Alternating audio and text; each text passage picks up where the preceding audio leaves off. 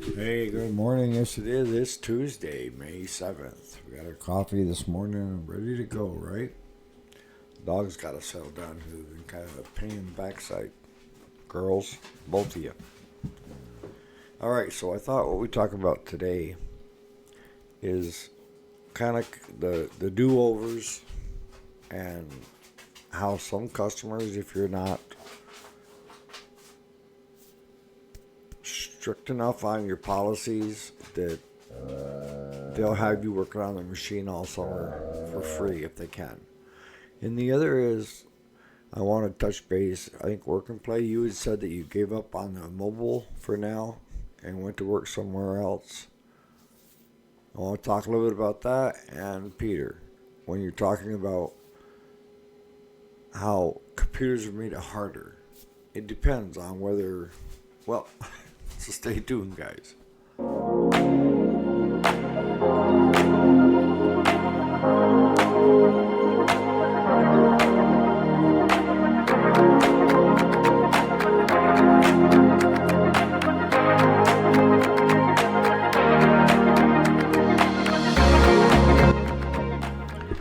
Alright, so welcome back to the channel. My name is Eric, if you didn't already know it, and this is the weekday show, Monday through Friday.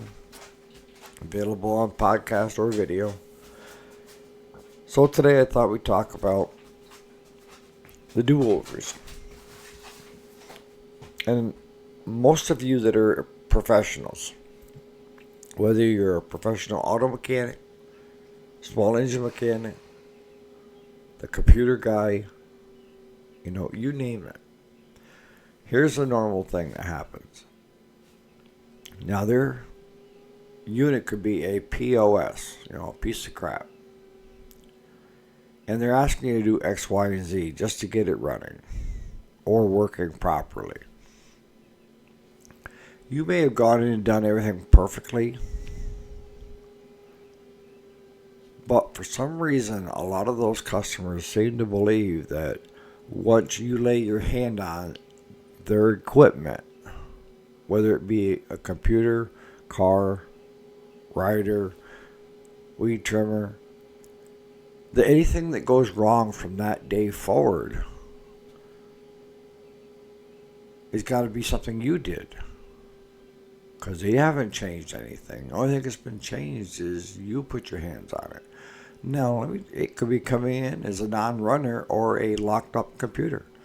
And you have unlocked it or got it running. But every time something happens, you get that call. And we're not immune to it. We get a lot of those calls. And you have to have a policy in place. I know you want to be the nice guy. Being the nice guy isn't always being nice, it's being honest. And if you've heard me talk about certain things about keeping things real, I also say you can't fix stupid.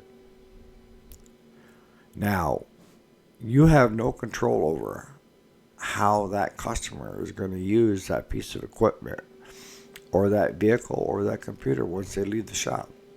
There's no way you have any control over that. You can recommend certain ways about going about doing things, but good chances are they're just going to drop back into their old routine of run it like they stole it and not do any maintenance. And case in point, we just had this new customer, and we had that in the video here a couple of days ago. And her take was, well, all I want to do is just get it running. And we started looking at it, and the blades were totally shot. It was a John Deere Sabre. It never had been serviced in its life.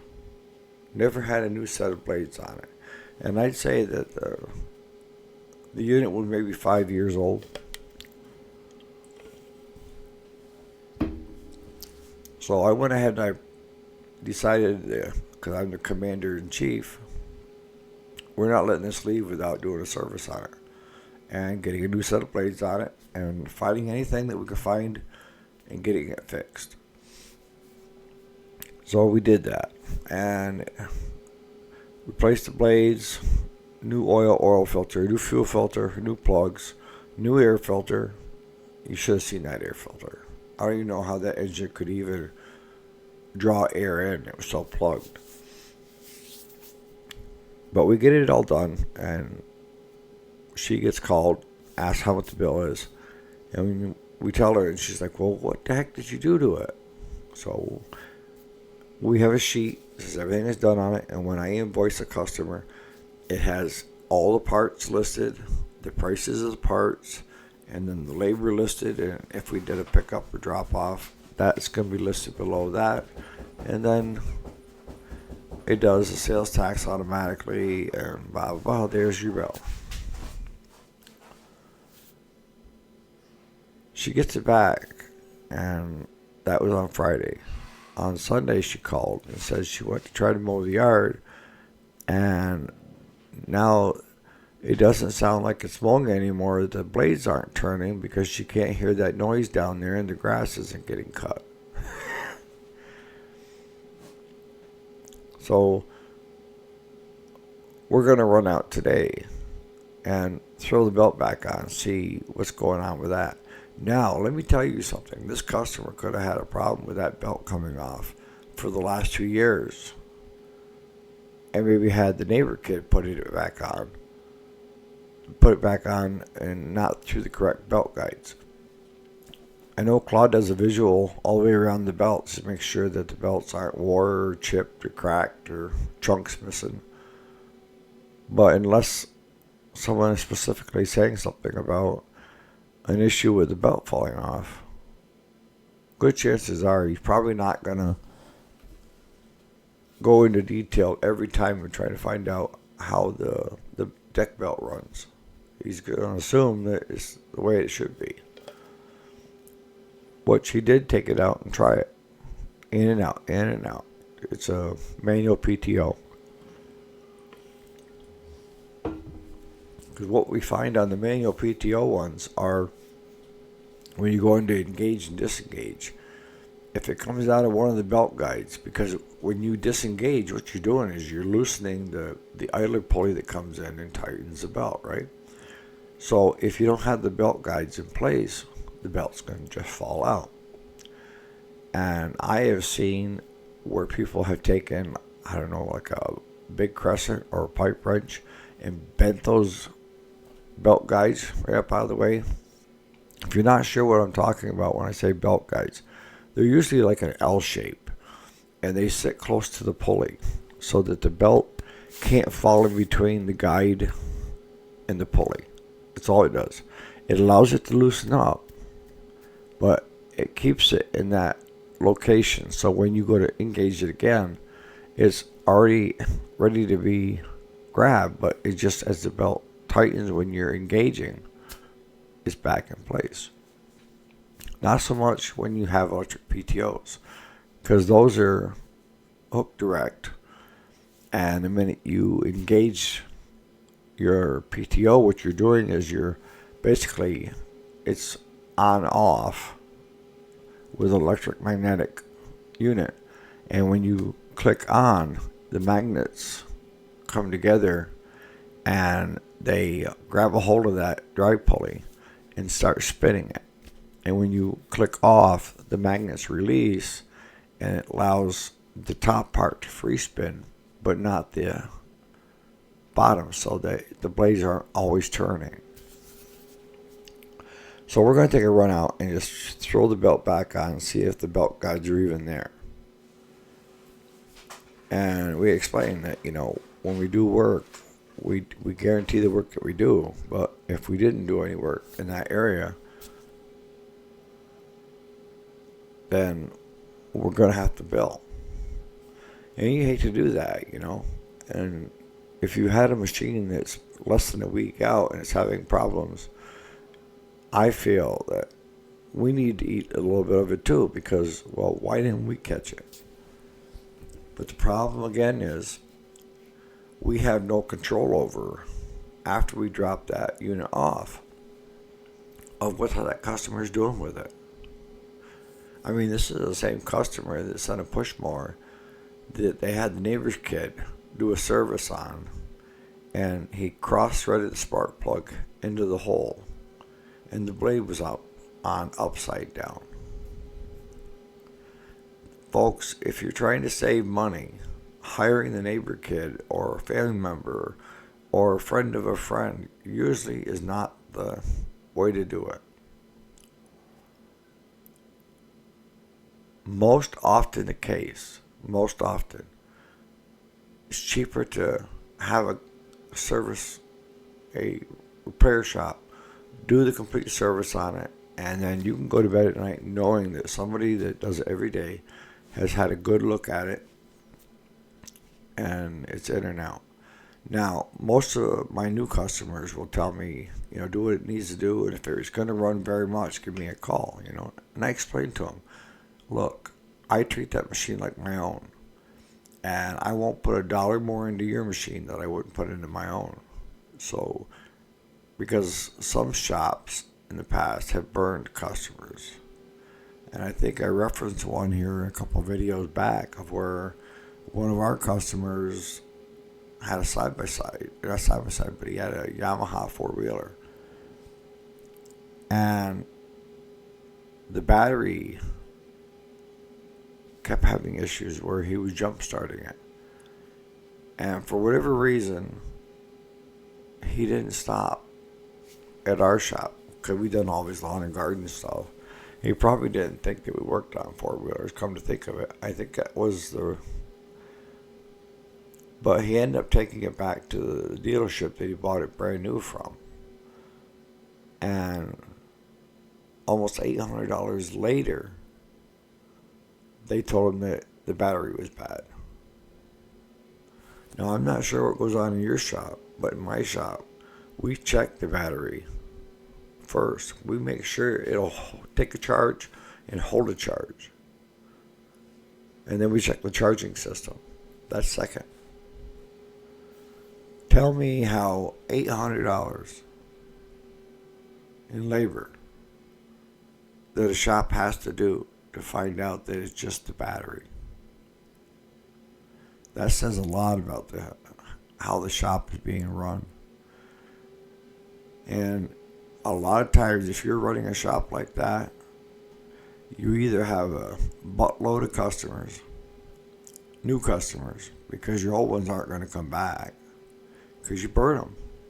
You didn't treat them fair.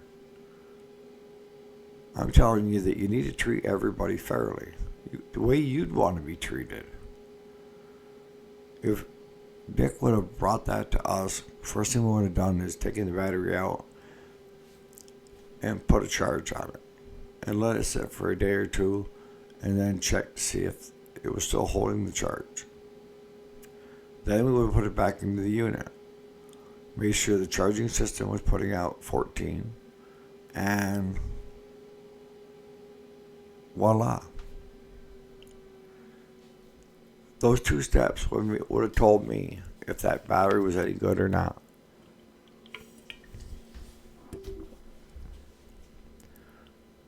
So you need to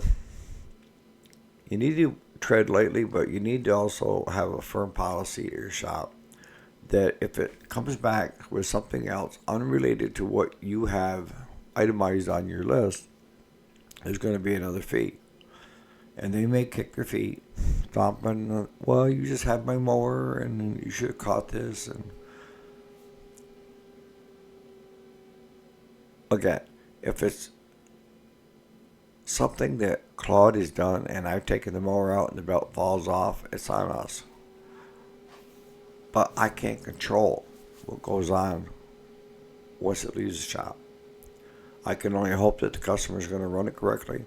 We've had people that, prime example was yesterday. And they've been a long time customer of ours. And they're up in their late 70s. And they got a yard that's 3 times as big as mine. And he'll go out and mow his half. And then she has to go out and mow her half. He mows around all the pine trees and everything else. And then she does the yard. And they keep a really, really nice place. But he calls me. And he's like, We can't figure out what's going wrong with our lawnmower. I said, what do you mean? Well, what could be causing it so that when when I stopped and when she went out and she got on it and she started it with the brake pedal down, but when she let the brake pedal up, it quit. I said, okay, is she sitting far enough back on the seat? Is the PTO switch engaged? Is this, And I told him, I said, well, I'll be down first thing in the morning because I had to go that way this morning anyways. And he was adamant that she had to get the yard mowed. So I said, I'll tell you what, I'll be right down. So I drove down, which is like 6 miles from me, 7 miles, to see what's going on with the lawnmower. Because we had done a service on it already this spring.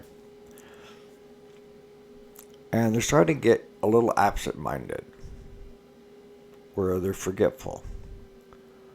And what she was doing was, she was scooching herself up on the seat, pushing the brake down to start it. But she wasn't pushing backwards to have enough weight in the seat. So when she let off the brake while it's running, it would quit. So I explained to her, I said, show me what it's doing. So she did. And I said, scooch back and do it again. So she did it again. It worked perfect. She said, well, it's never had that problem before. Probably because she's never scooched ahead of it. She's always been back on it. So whether you're a backyard mechanic or running a repair shop or what have you, you have to have a firm policy in place so that the customer doesn't take advantage of you in the shop all summer long. I know a couple of I call them the weekend warriors, the guys that work on it nights and weekends. They have come to me and complained that they sold a used mower to Joe Schmo, and that the person they sold it to thought that should be warranted all summer long, any issues. And I explained to them, you have to sell it as is where is, for number one. And number two is you can't control what the customer does with the unit after they leave. So if they can take advantage of you, they will. That's human nature of not having to spend money. All right, so that gets us into what's going on with you work and play. Is, it can't be the all or nothing. We all start somewhere. And starting somewhere is not giving up on your dream. If that's what you want to do, is run a mobile repair shop. But you have to run it within certain parameters of, is there enough work there? How do I generate a customer list? Because the most important thing you're going to have for your business will be your customer list, returning customers. I mean, you could offer the best service for the best price for yada, yada, yada. But if nobody knows about you, you're an unknown, then you're not going to get the work, right? So by start doing it nights and weekends, and you could throw on your trailer, they have if it's or on your truck, it's like I call them the placemats from Vistaprint, and have your, Joe Schmo's mobile service center or something on it. And when you're not doing that, you can take the magnetic thing off, put it in your truck. What I'm saying is you can put on and off instead of having your whole truck either decaled or... But I want you to do that so that you start building customers. And when you finally get close to that point of where you built enough customers, regular customers, and word of mouth is spreading quickly, where you can step out. You don't want to not have the steady income coming in from keeping your day job, right? I've seen guys jump and turn out great, and I've seen guys jump and lose miserably.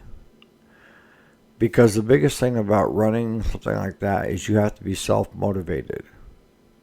You have to be able to motivate yourself every day to get up and do the grind. No matter how you feel, you got to do the grind. Because that's what pays the bills.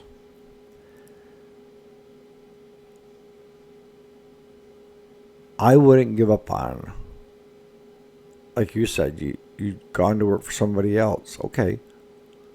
But why would that interfere with still starting your dream of what you want to be? And then this is going to work into both you, Work and Play, and Peter. We're at a place now that with computers and call centers and the list goes on, that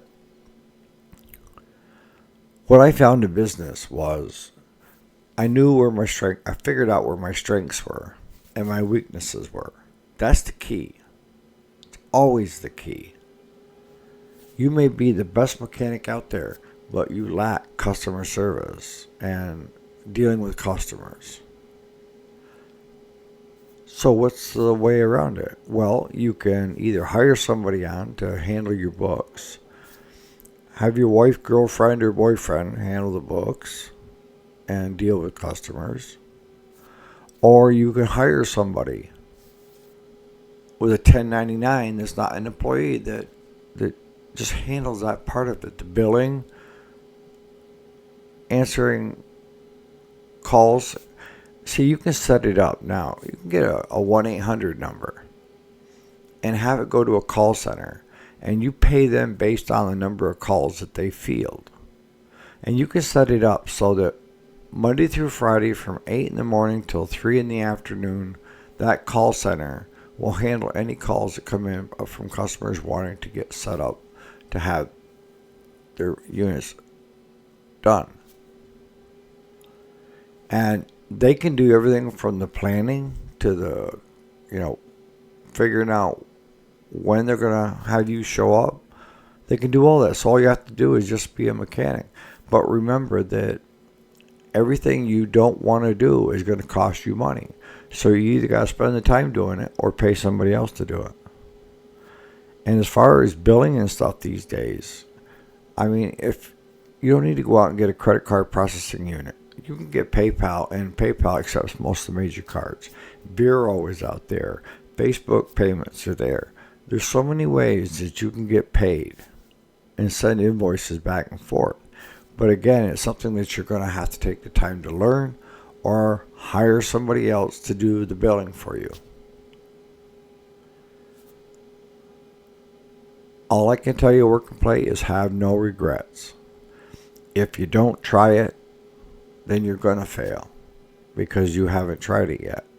If you tried it and it didn't work a certain way and you're going to try a different way, you're not failing, you're learning. Time, experience, comes wisdom. So on that note, you guys have a great Tuesday. I got a whole table full of stuff to get done today. And I started working on a chainsaw video yesterday for you guys. Just basic. Never fails. The phone kept ringing, or customers would show up, or something was going on at the shop, so that I couldn't get the video out yesterday. So I'll see if I can't get that finished up first thing this morning and get it posted. And I appreciate all the kind words on trying to get a bench line to see if I'm still filling your needs of why you're here at the channel, whether it's for education or just, enjoyment. All right, guys, you have a great day.